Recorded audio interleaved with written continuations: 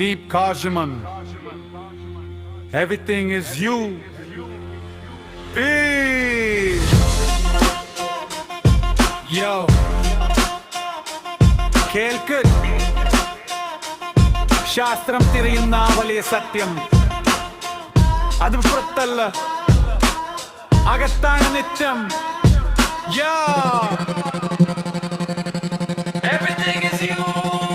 ഭാവനകളിലെ കഥയല്ല സയൻസ് പറയും സത്യം. ദർത്താരിയ കോടി വർഷത്തെ ദൂരം അതിതാപം അതിസാന്ദ്രമാ കൊച്ചു ബിന്ദു അതിനെയാണോ ശാസ്ത്രമേ നീ സിംഗുലാരിറ്റി എന്ന് വിളിച്ചതു? വേദങ്ങൾ തിരഞ്ഞ ആ സദ്വസ്തു അതല്ലേ ഏകമേവാദ്വിതീയം എന്ന് പാടിയത് ഇതല്ലേ? ഉന്നിൽ നിന്ന് പലതായി വികസിച്ച പ്രപഞ്ചം നിന്നിലും എന്നിലും തുടിക്കുന്ന ചൈതന്യം.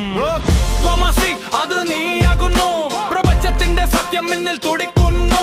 സയൻസ് അളക്കുന്നത് ബാഹ്യമാം വികാസം. തത്വമസി തരുന്നു ആന്തരിക ബോധം. തത്വമസി അത് നീയാകുന്നു.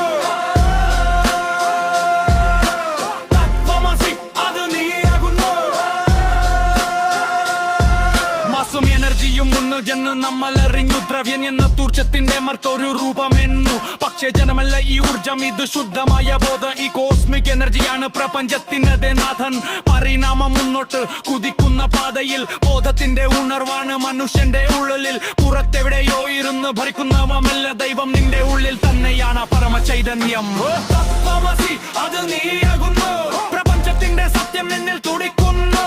സയൻസ് അളക്കുന്നത് ബാഹ്യമാം വികാസം. തത്വമസി തരുന്നു ആന്തരിക ബോധം. തത്വമസി അത് നീയാകുന്നു.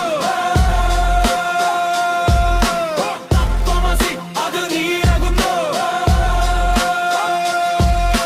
നോക്ക് നിന്റെ ഉള്ളിലേക്ക് ജനിത ഘടന ജിതിനെ കൊതുകളിൽ ഒളിഞ്ഞിരിക്കും. വൈന ഭൂമിയിലെ ജീവനിൽ ഒഴുകുന്ന പോലെ ചോര നമ്മെ വേർതിരിക്കാൻ ആർക്കാണ് ഇത് കൃതി?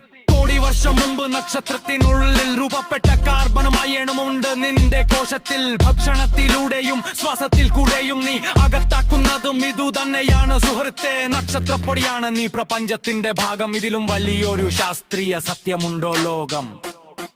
ശാസ്ത്രം കണ്ടെത്തുന്ന ഓരോ സത്യവും ദൈവികമായ വെളിപ്പാടുകളാണ്. പുതിയ അറിവുകളെ ഭയമില്ലാതെ സ്വീകരിക്കൂ.